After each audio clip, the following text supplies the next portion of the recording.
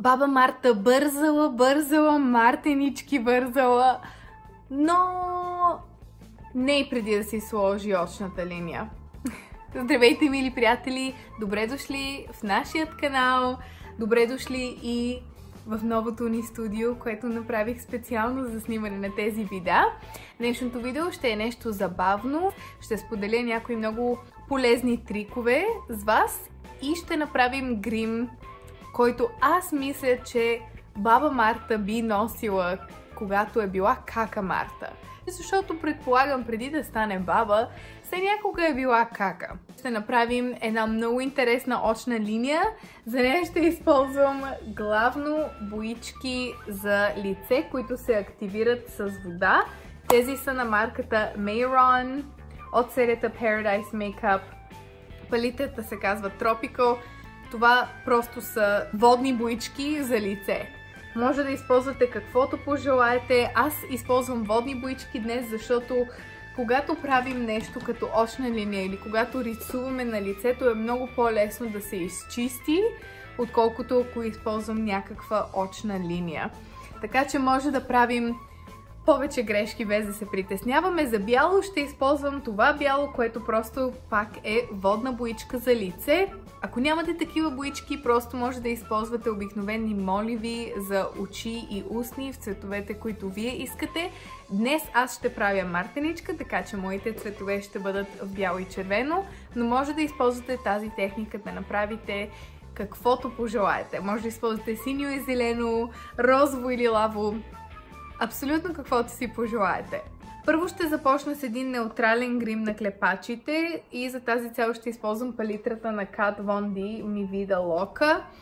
Тази палитра не мисля, че се продава вече, но разбира се, може да използвате каквото имате вкъщи. Тя просто ми харесва на мен, защото има абсолютно всички цветове, които биха ми потрябвали. Ще започна с този цвят, който се казва Molder. Това е кремаво-бананов матов цвят. И това ще го нанеса на целия клепач. Няма да нанасям никаква основа, защото с боичките, които са активирани с вода, е по-добре да няма мазна основа отдолу. Сега може да сте забелязали, че вече съм си сложила спирала. И това е първият трик, който искам да споделя с вас днес. Че когато правите очна линия, дори когато просто правите грим, е много полезно да видите как ще изглеждат очите след като са завършени. А спиралата и изкуствените мигли, ако използвате такива, променят нещата доста. Така че аз обичам да си слагам спирала, когато си правя грим, за да виждам финалната форма, в която ще ми бъдат очите. Това ми помага да нарисувам правилната форма очна линия, която е най-подходяща за моята форма очи. Сега ще взема една малко по-малка четка за разнасяне и ще взема цвета Noble, който е директно под банановия цвят. И това ще го нанеса в извивката. Сега този грим ще е доста драматичен, защото аз си представям, че баба Марта, когато е била кака Марта, е била доста забавна. Може би е излизала, може би е ходила на танци, не знам. Така че това ще бъде малко по-вечерен грим, според мен. Сега взимам тъмно кафявия цвят. Ето тук, той е тъмно шоколадов еспресо цвят. Със същата четка, която използвахме току-що. И това ще го нанеса само въгъла.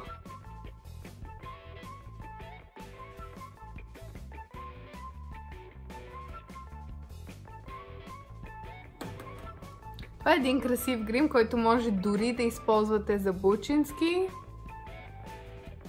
Много е семпъл. Разбира се, може да направите очната линия черна, кафява, бяла, зелена, каквато си пожелаете. Не е нужно да правите това, което аз правя. Винаги има нещо, което може да научите. Дори от хелоуинските туториали. Сега се връщам на първата четка, топя я леко в средно кафявия цвят и с нея разнасям. Като разнеса абсолютно всичко Просто все едно, че се филтрира. Изглежда леко и красиво. Реших да направя това видео днес, защото аз много обичам всички български обичаи, традиции и много се радвам всеки път, когато дойде някакъв български празник и когато имам възможност да споделя с другите тук нещо интересно за моята родина. И заради това много държа на празници като Баба Марта. Само да ви покажа, виждам, че тук под очите се е събрало малко прах от сенките. Ще взема една голяма пухкава четка. Тази е на Кико, номер 14. Много ми харесва, много различна четка. По принцип тя е за фондите, за контуриране, за основа, но аз също обичам да я използвам и за премахване на тези нежелани сенки. Сега ще взема един обикновен бял молив за очи. Това ще го използвам само за да реша къде точно искам да поставя очната линия и колко дебела искам да бъде. Определено искам да започна с белия цвят, защото ще направя очите да изглеждат по-големи. Няма да рисувам цялата очна линия, просто самото начало и края. Мисля тази очна линия да е доста големичка.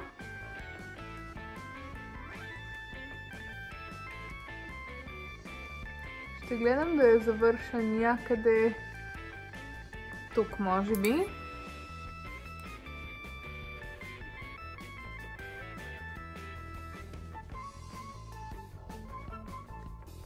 И за тази очна линия ще ни трябват две финни четчици. Казвала съм неведнъж, че любимите ми финни четки за детайли ги купувам от магазин за художници. Там са много достъпни и имаш много по-голям избор четки. Всъщност наскоро се запознах с дамата, която е създала моята любима марка за четки. Любимата ми марка четки са Smith Cosmetics. Запознах се с нея случайно, докато снимах миналия влог, който качих, защото влезох в магазин за грим. Се оказа, че тя е там. Заговорихме се и тя ми обясни, че всъщност те е създала тези четки, за да бъдат коренно различни от всичко друго, което е на пазара. И за да може да даде на гримьорите художнически четки. Защото често четките за гримьори, които намираме, са много големи. А всъщност лицата и очите и устните на хората не са толкова големи. Ни трябва нещо малко по-финничко. Заради това аз обичам да си купувам ето такива финни четчици от магазина за художници. Ето, ако сравните синята четка, която е за художници, с тази отгоре, която е от Zoeva и се смята най-финната четка за очна линия, разликата в размера е доста голям. Взимам водичка и пръскам боичките.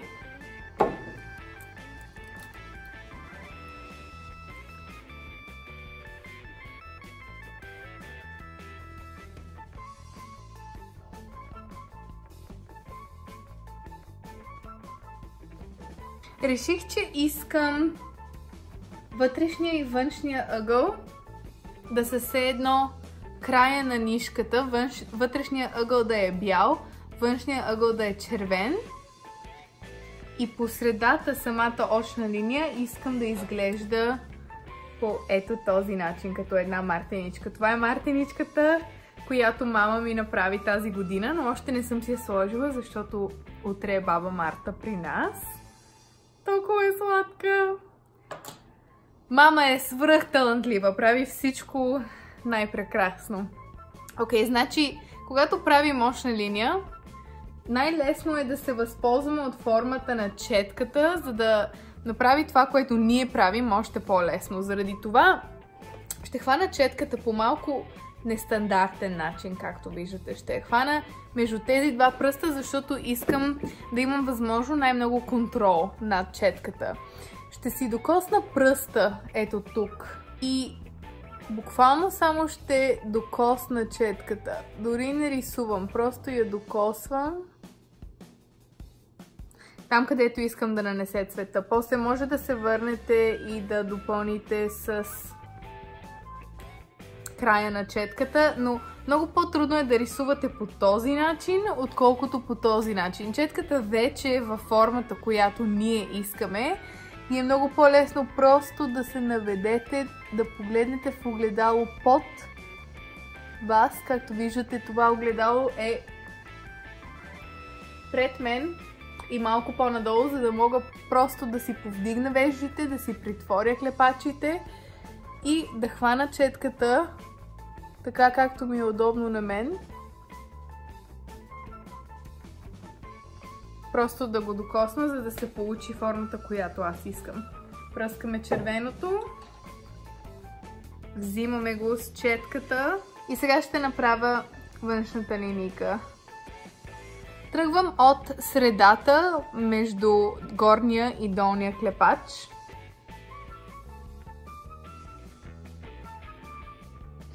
И формата, която рисувам, всъщност просто имитира формата на крайните мигли, които виждам тук. И заради това е полезно да си сложите спиралата преди да си нанесете очната линия, защото просто може да имитирате извивката на миглите. И пак, както виждате, нарисувам така. Насочвам четката така, както тя ще ми помогне най-много за формата, която се опитвам да постигна. Трудното е да ги направим еднакви. Заради това обичам да имам клечки за уши наблизо. И аз купувам едни специфични клечки за уши тук в Канада, които са с един остър край, който ми помага да изчистя всичко. Ето тази клечка ми е напоена с малко масло за лице и мога да я използвам просто за да премахна това, което не ми харесва.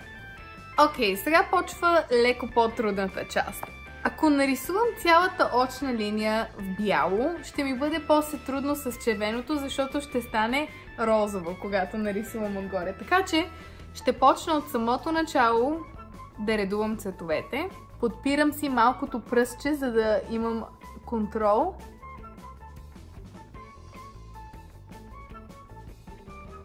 И просто натискам.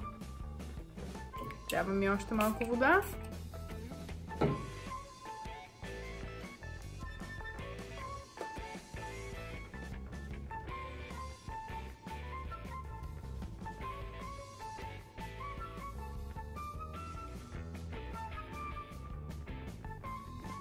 Сега допълвам с бялото. Използвам предишната чертичка, за да се водя по нея, за да знам точно под какъв ъгъл трябва да нарисувам. И сега, като вече е започнал, става доста по-бързо.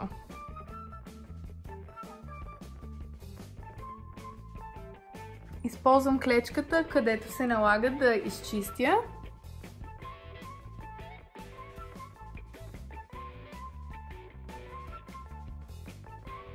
Връщам се на бялото.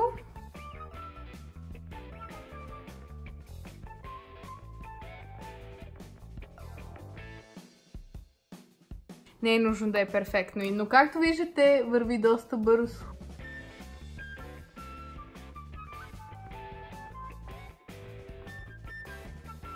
Ако нацапате бялата си четка с червено, просто я пръснете с вода, за да я изчистите и да не се получи розово следващия път, като докоснете клепача.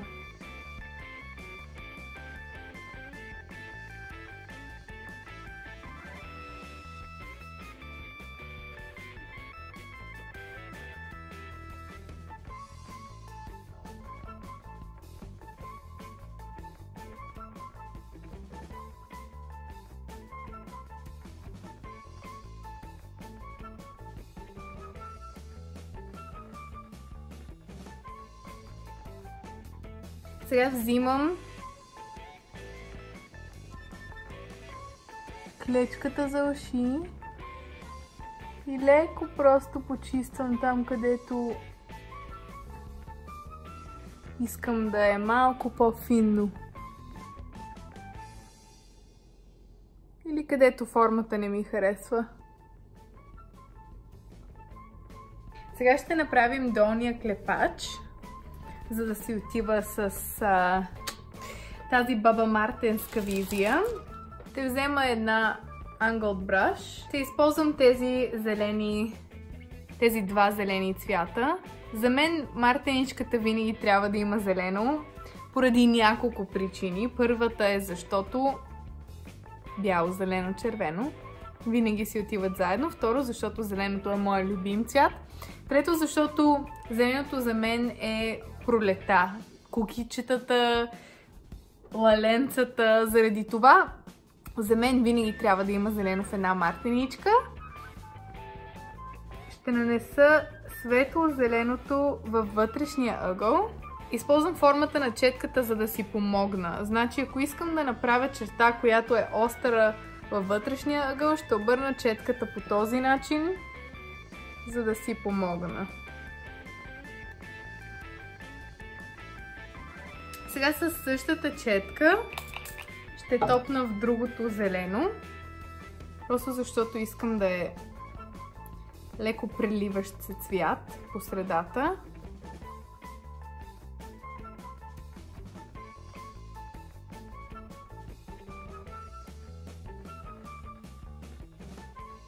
Взимам от по-тъмните боички и ще боядисам тези мигли.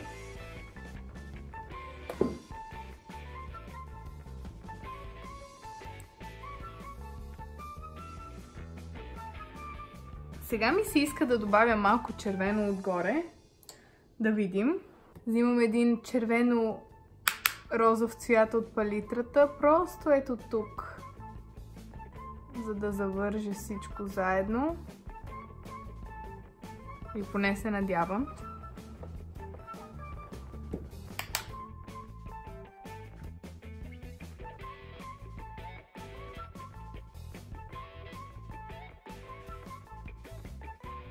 Просто много рядко качвам такива видеа, в които взимам боичките, взимам четките и правя това, което ми е на сърце. И мислех, че днес е добър шанс да направя точно такова видео. Сега само ще взема малко от сенките, зелените сенки в тази палитра. Просто за да прелея долната част на сенките малко по-добре, както виждате. Просто изглежда леко по-опушено. И не толкова пресъхнало. Всичко ми е много свежо и ми харесва, но сега сенките на горния клепач ми се виждат доста тъмни. Този цвят сенки не ме кефи. Понякога това се случва в грима. Но грима е грим и може да се махне много лесно, така че аз просто ще го махна. Използвам клечка, която е напоена. Или с мицеларна вода, или просто с масло за лице. Просто след като нанесох цветовете, осъзнах, че те са доста свежички и ми харесват, но това тъмно кафяво ми идва много сиво, много черно. Аз искам да си е хубаво и свежичко. Това ми харесва много повече. Hi! Good, I'm just filming. Yeah? Again?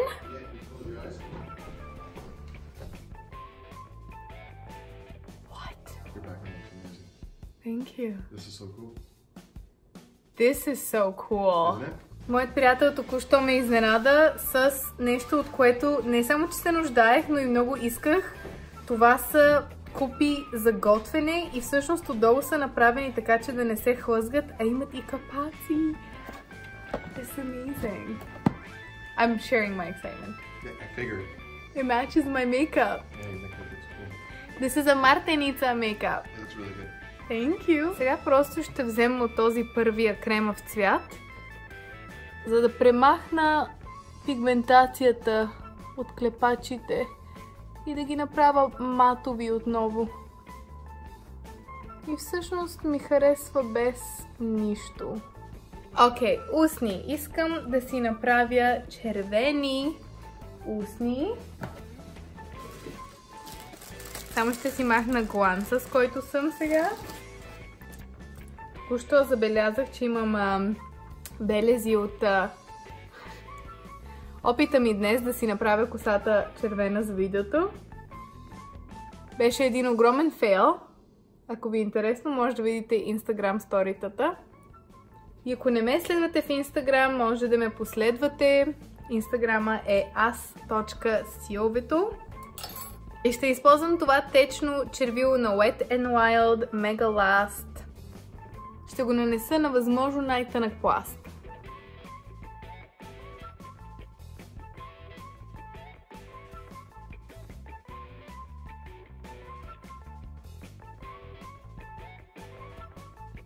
Аз лично съм си шантавка и бих излезла с този грим. И сега ще излеза с него. Ще използвам този гланц на Dior, номер 869.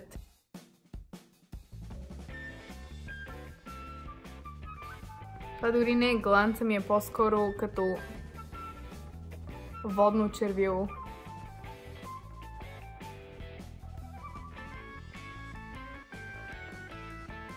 За завършек просто ще нарисувам върху миглите ми с малко спирала, за да премахна боята, която без да искам нанесох отгоре.